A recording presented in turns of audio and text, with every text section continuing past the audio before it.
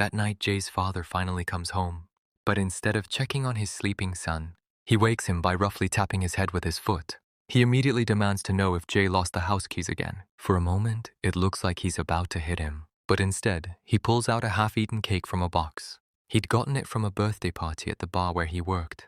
And since Jay's birthday was coming up, he decided to give it to him early. He even promises that once the month is over, he'll buy him some beef. For a brief moment, it almost feels like he's trying to be a father. Then he asks what Jay had for dinner.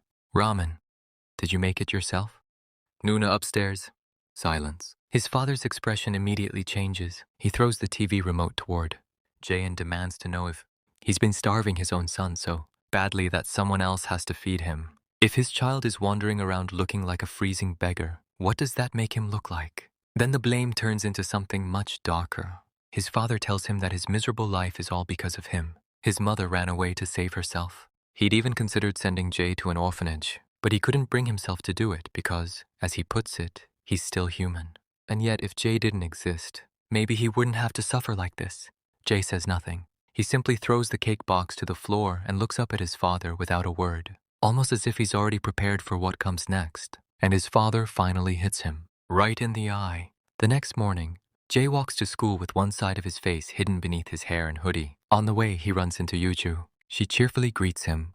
Jay doesn't answer. He simply walks past her, trying to hide his injured eye. But Yuju follows beside him anyway. She keeps talking, asking what he likes and trying to get him to respond. Jay remains silent. Then she suddenly steps in front of him and notices how long his bangs have gotten. Without thinking, she reaches toward his hair. Jay immediately swats her hand away. No.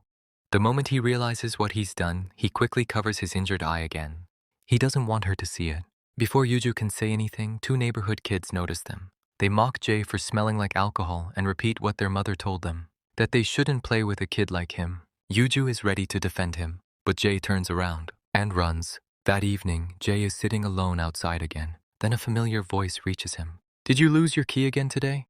It's Yuju. She's standing there with the same gentle smile as always. Jay looks away and quietly says his father got angry. Without asking any more questions, Yuju takes out a blanket she bought for him and wraps it around him. She tells him to return it tomorrow. Then she gives him something else.